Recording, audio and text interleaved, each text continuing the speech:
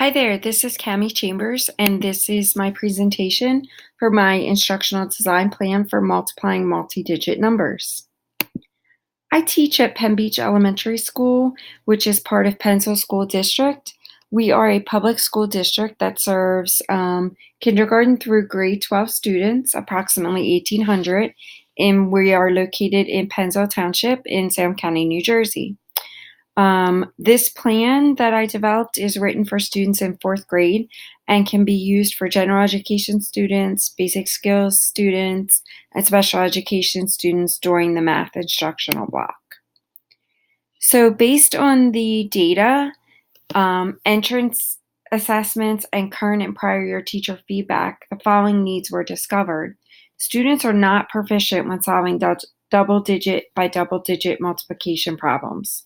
Students are fairly proficient with their multiplication facts in isolation up to the 10 fact family, and they're able to solve two-digit by one-digit multiplication problems.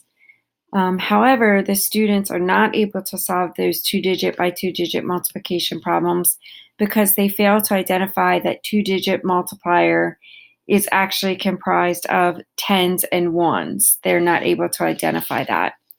So with these needs in mind, the following instructional goal was developed. 75% of fourth grade students will decompose two-digit multipliers into the correct place value in order to solve two-digit by two-digit multiplication problems on the summative assessments with an 85% accuracy rate.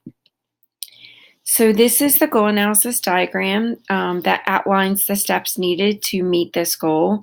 There are three main objectives and then some sub-objectives that the students need to accomplish before they can master the goal. So first, students will need to decompose two-digit numbers into the correct place value. Students need to know that in a number such as 36, there are 3 tens and 6 ones. Once they are able to do that, then they can move on to the next step. But first, they have to be able to identify those numbers and the value of those numbers and which place they are in. The next step would be that students would correctly place the decomposed numbers as a multiplicand and multiplier in a two-digit by two-digit multiplication problem. So they need to learn where the numbers go in the problem and what those numbers mean. Once they do that, they can move on and actually multiply the numbers. So in fourth grade, we focus on two types of multiplication. The first is traditional with regrouping, and the other is area model using partial products. So we would teach the students both ways to multiply and how the numbers are decomposed and what they mean and how to multiply them. And then they would be able to move on and multiply those two-digit by two-digit numbers themselves in an effort to reach the goal, which is multiplying two-digit by two-digit numbers correctly with an accuracy rate of 85% on a summative assessment, and 75% of the fourth grade students taking that assessment would be able to meet that goal. So in my classroom, I use a blended learning platform. The students watch a screencast of the beginning portion of the lesson. This is something that I create for my students using their Chromebooks and the Go Math materials. The students watch this lesson either for homework the night before or in the morning for morning work prior to our math block. This allows the students to have exposure to the content that they're going to be learning that day. They're able to be prepared with questions prior to the mini lesson taking place. And then they have this video that they can refer back to anytime in the future, whether it be during class or at home that night for homework or before the test to review, but they have access to it from then on. And then during the math block, we meet as a whole group for a mini lesson, and then the students rotate through a guided math format, rotating through 3 stations, which are teacher time, independent practice, and technology time. One specific instructional strategy that I would use during independent practice time would be the error analysis gallery walk. So what I would do I would post double digit by double digit multiplication problems that are written on papers and solved incorrectly and post them around the classroom.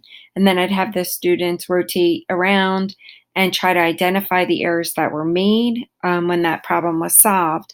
Using this strategy helps students recognize those commonly made errors, and then hopefully they can translate those error recognition skills when they're solving problems on their own, and hopefully they won't make the same mistakes that they saw in those sample problems. Assessments. Several formative assessments are used throughout the instruction. Quick checks are performed during the lesson. Data from the technology programs will be used, and exit tickets used at the end of every lesson. This allows revisions and reteaching to take place as needed based on the needs of the students. Summative assessments are given at the end of each chapter. The assessment for multi-digit multiplication problems will consist of a variety of simple problem solving, word problems, error analysis, and constructive responses. Many problems on the test require students to explain how they got their answer, not just solve the problem, but show how they got the answer and what that answer means. What I would do to determine if the plan was successful would be I would look at those summative results, and if 75% of the students can correctly multiply two-digit by two-digit problems on the summative assessment with an 85% accuracy rate, then the plan would have been successful. I also think that it's important to get feedback from students and other teachers participating in the plan, in addition to using the data from the summative assessment. The plan itself may have proven successful based on those assessment results. However, it's good to hear that feedback if they felt something could be changed or improved upon, or we needed to spend more time or less time on something. Those are things that I would want to hear about to use in future lessons. Reflecting on the instructional plan design overall, I can definitely see how this would be beneficial to meet a need in my classroom.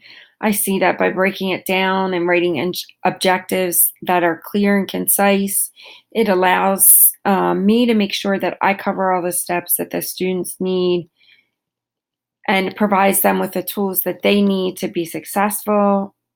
Creating an instructional design plan is a lot of work, not something that you would probably use for every lesson, but I can definitely see how it's beneficial for both educators and for students in reaching a goal. That's my review of my instructional design plan. Thank you.